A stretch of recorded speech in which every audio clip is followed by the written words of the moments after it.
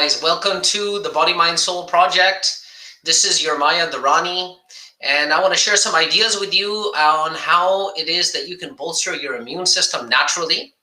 The reason I want to share these ideas is because we're living in the middle of a global pandemic right now, and every advantage that we can get, any edge that we can get to possibly make it so that our immune system is stronger and can help us recover from any type of flu that we may get is obviously beneficial to us.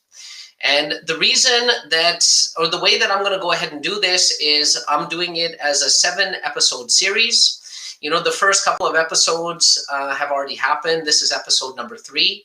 The previous episode was all about using proper hygiene, and the first episode was just an introduction. So if you guys missed the last episode, you can go to the Body, Mind, Soul Project Facebook page, and you'll see all the videos are over there. Please do go watch and the previous videos that you missed. This video is going to be all about immunity boosting foods. So, you know, foods are not going to be able to cure a cold immediately, but they are going to help our body to fight harder against an illness. If you're eating properly, that's going to mean that your body has the resources that it needs to be able to recover as quickly as possible. Okay. Now, most people know that, I mean, they should be eating fruits and vegetables. You know, some people think that, you know, when they're sick, they should be having chicken soup and stuff like that. But I'm going to get a lot more specific than that. We're going to talk about specific foods that you can eat, many different foods that you can eat that are going to bolster, strengthen your immune system and make it so that, you know, you can avoid illnesses and recover from them quicker. Okay. So before I get into it, I just want to disclaim again that I am not a dietitian, I'm not a nutritionist, and I'm not a physician. So, you know, please do your own research. These are best practices and general information that I'm going to be passing on to you. And so there's basically 2 things that I'm going to talk about in this presentation.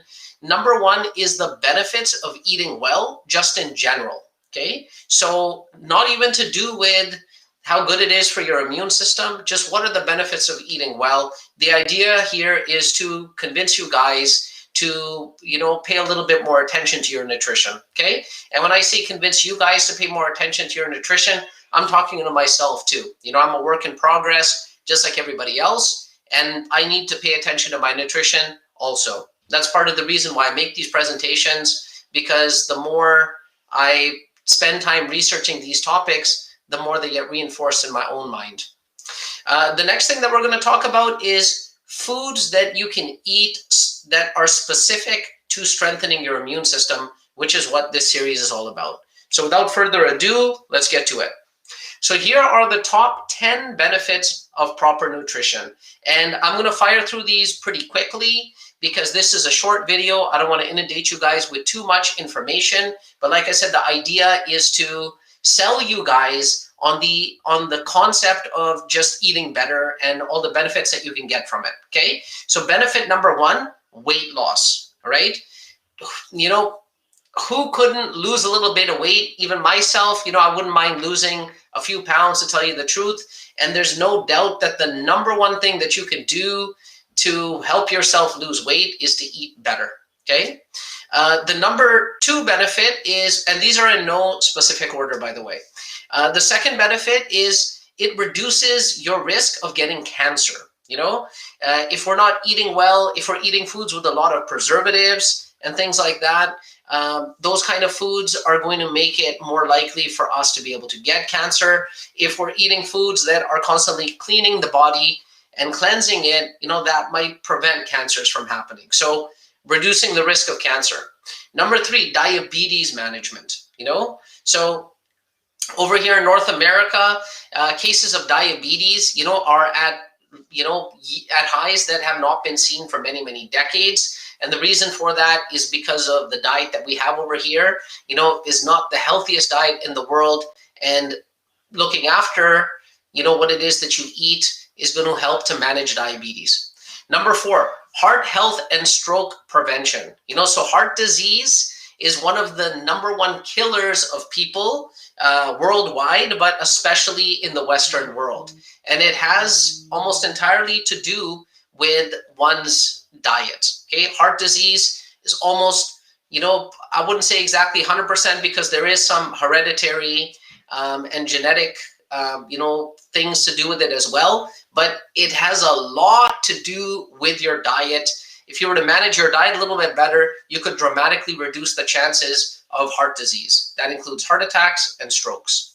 The health of the next generation. If you have children like I do, the way that you eat is the way that your children are going to be eating. And that's something that we have to pay attention to as well. If we want our children to have better eating habits, then we have to be role models to them and make sure that we're eating better ourselves. Okay. Number 6, strong bones and teeth. I don't know about you, but I intend on living a long time if I can, hopefully to the age of 100 or something. And I'm hoping that at that age, I'm still going to have my bones. And then if I fall down, I'm still going to have my teeth, I should say. And if I fall down, I'm not going to be breaking all my bones. So in order for me to maintain my bone and teeth health, I've got to eat properly. Okay. Better mood and more energy is the 7th benefit.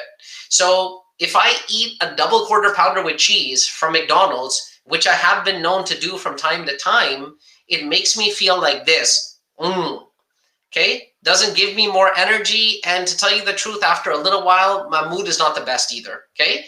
That's because I've inundated this body with food that is not healthy and difficult to digest. So if I was eating better, if you're eating better, it's going to result in you having a more stable and better mood. And it's also going to result in you having higher energy levels. Okay. Number 8 is improved memory. There's certain foods that are very, very good for our brain health.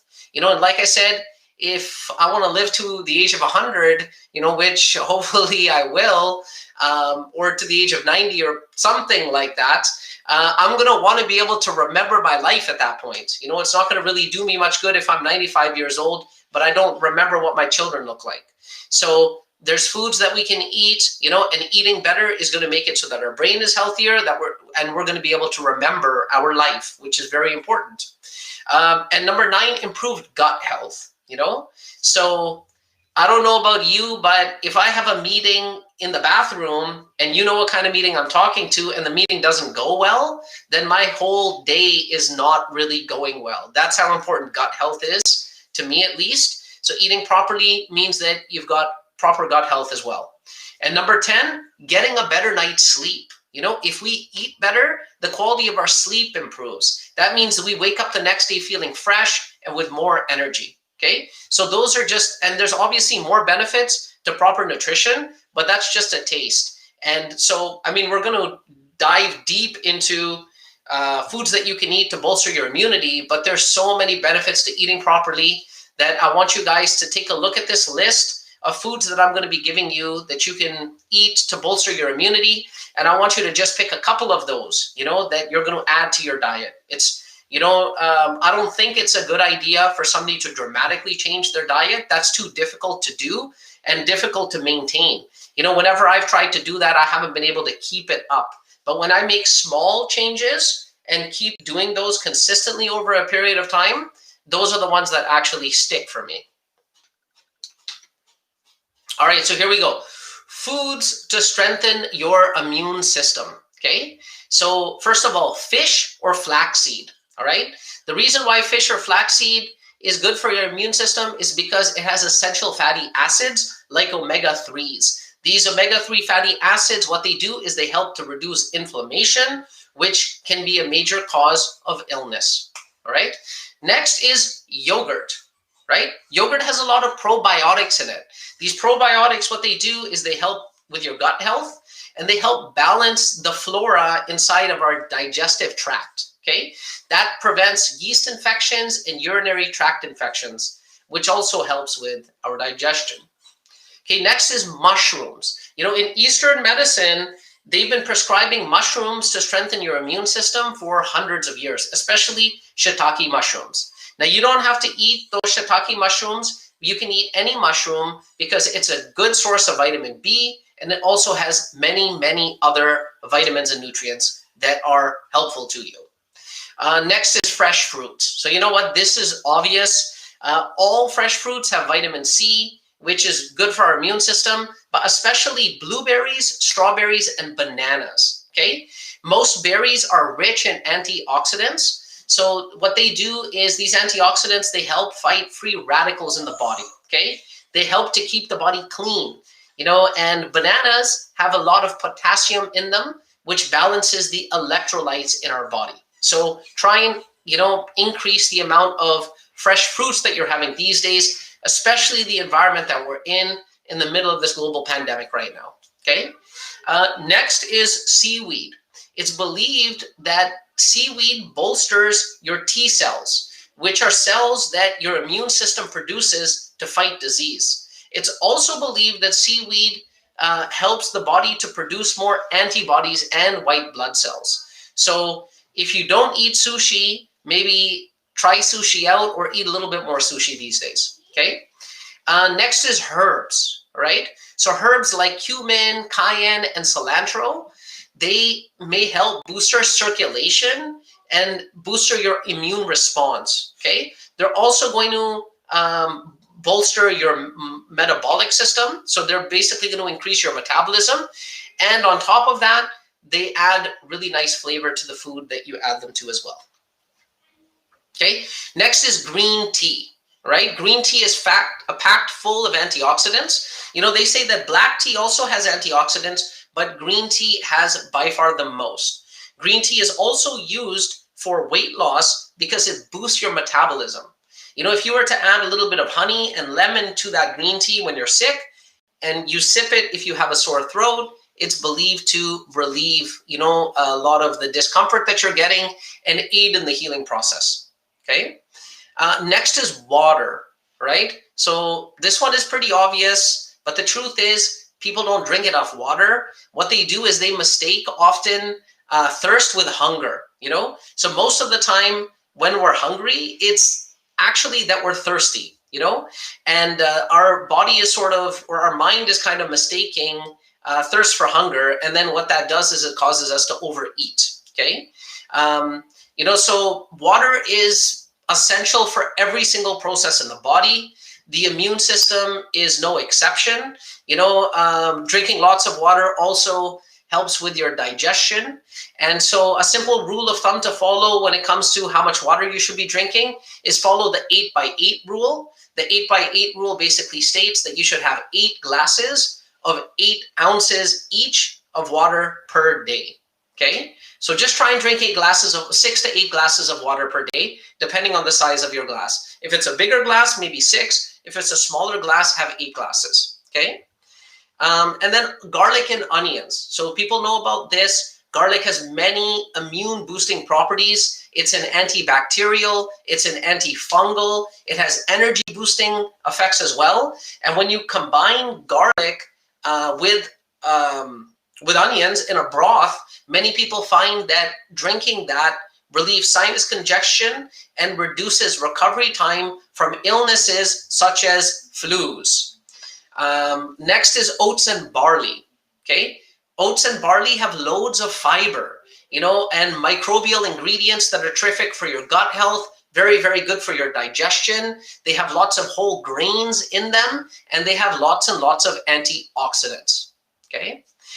So that's not a very, very comprehensive list, but it gives you an idea of the type of food that you want to be eating if you want your immune system to be as strong as possible. And like I said, our immune system is our number one defense. Like I said, there's 2 things we can do. There's prevention and there's being proactive. Prevention is, wearing a mask, washing your hands, your hygiene, social distancing. But then being proactive means that even if something gets past our initial defenses, being proactive means having a strong immune system so that it may be able to push, an illness away before it really takes hold in our system and makes it so that we get ill for a while or seriously ill even, okay? I want to briefly touch on the difference between whole foods and processed foods, okay? So whole foods are basically foods that you can get in their whole original state. So for example, fruits and vegetables are foods that we can usually get in their whole original state, okay? Processed foods are foods that are packaged, all right? Packaged means that they've probably got a lot of preservatives in it and more fat. So the difference between the two is pretty significant. What you want to do as much as possible is stay away from processed foods and eat as much whole foods as you possibly can. Okay. And I also want to briefly touch on the difference between organic versus non-organic foods. Okay. So, foods that are not organic, oftentimes, farmers these days, in order to produce as much food as they possibly can, are using pesticides or chemicals that may be harmful to our body. If you're eating meat these days, that meat could, have a lot of hormones in it. And when we eat the meat, those hormones go inside our body. In fact, there's cases where, and it's actually a trend nowadays, where children are basically hitting puberty sooner than they used to hit puberty. And, they're hypothesizing that the reason for this is because of all of this hormone that our children are consuming from the food that we're giving them, especially the meat. So organic food, is not going to have, those kind of harmful pesticides or chemicals. So that is preferential. If you can eat organic, try and eat organic as much as you can versus non-organic. So basically, to conclude, we don't have control over everything, but we have a lot of control over what it is that we put inside our body.